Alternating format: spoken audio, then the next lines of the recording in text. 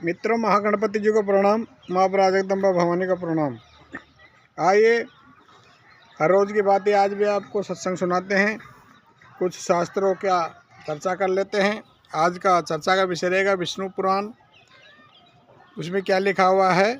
संध्याएं रात्रि उषा कहलाती है, दिन विशिष्ट प्रभात कहा जाता है। उषा और विशिष्ट के बीच का समय को संध्या कहते हैं।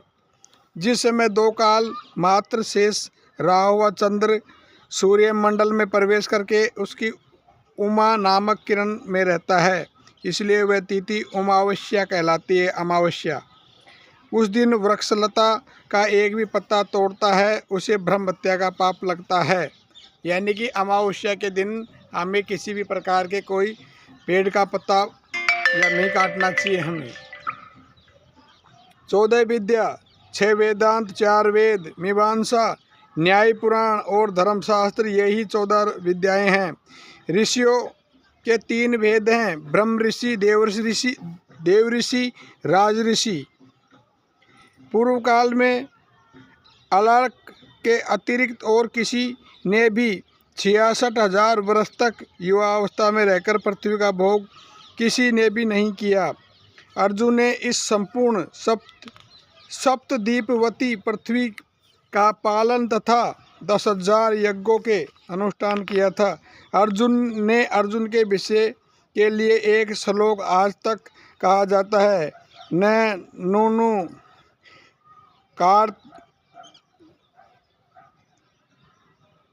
गति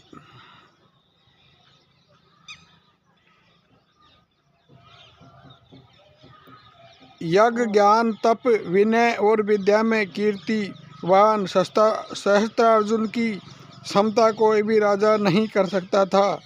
सतयुग जिस दिन जिस समय चंद्रमा, सूर्य, बृहस्पति पुष्य नक्षत्र में स्थित होकर एक राशि पर एक साथ आवेग, उसी समय सतयुग का प्रारंभ हो जाता है।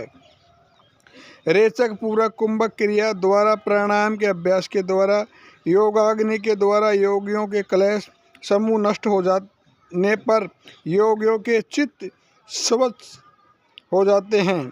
भगवान के आगे जाने पर गोपियाँ उनके पीछे जाती और लौटने पर सामने चली। इस प्रकार वे अनुलोम और प्रतिलोम गति से श्री हरि का साथ देती थी। श्री कृष्ण चंद्र गोपियों में, उनके पतियों में, समस्त प्राणी आत्म स्वरूप में वायु के समान व्याप्त थे। चारुण देते जैसे जैसे भगवान से भिड़ता गया, वैसे वैसे कृष्ण भगवान की प्राण शक्ति कम क्षीण होती गई। पांचजन्य शंख बजाने से दोनों दैत्यों का बल नष्ट हो जाता है और देवताओं का तेज बढ़ जाता है, अधर्म का श्रेय हो जाता है। जरासंध ने राम और कृष्ण से 18 बार युद्ध किया और जरासंध हार कर भाग गया। श्री कृष्ण भगवान ने रुक्मणी को युद्ध में परास्त कर राक्षस विवाह से मुक्ति हुई। रुक्मणी का सम्यक वेदोक्त रीति से पाणी ग्रहण किया था। इन सब पुत्रों में रुक्मणी नंदन प्रद्युम्न सबसे बड़े थे। प्रद्युम्न से अनिरुद्ध का जन्म हुआ। महाबली अनिरुद्ध युद्ध में किसी से भी रोके नहीं जा सकते थे।